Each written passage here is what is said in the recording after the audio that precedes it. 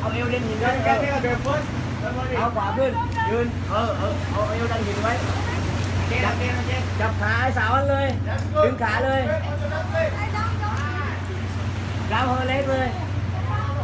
นั่นแหละกราฟเฮอร์เล็กเลยพูเฮอร์เล็กไปดูโอ้โหแล้วพี่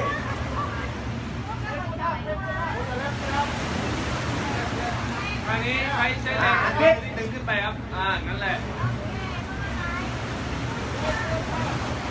อันคลิป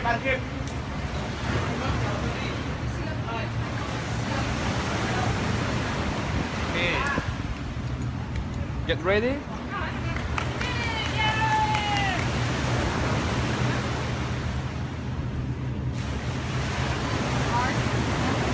đang hát cái gì đó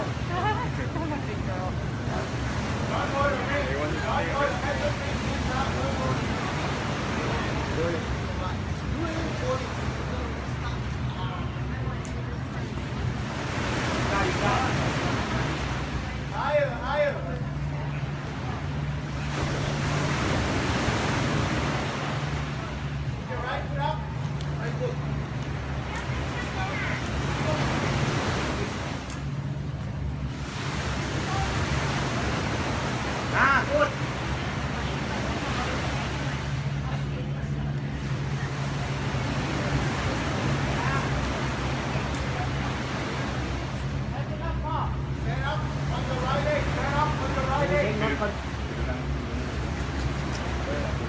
จะยังหายตามมันบอลขึ้นไป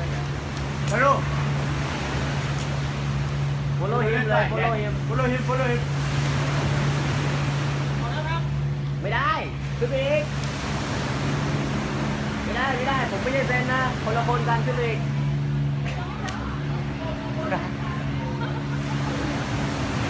I say I'm not Zen so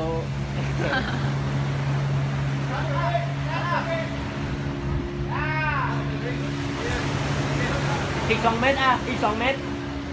2 เมตรเองดูครับเทปบ้างดิใจเย็นเย็นเดี๋ยวลองดูอีก2 เมตรอันนี้นะนี่เหรอโอเคแล้วแต่เดี๋ยวรอให้ผู้หญิงคนนี้ขึ้นไปอีกนิดนึงก่อน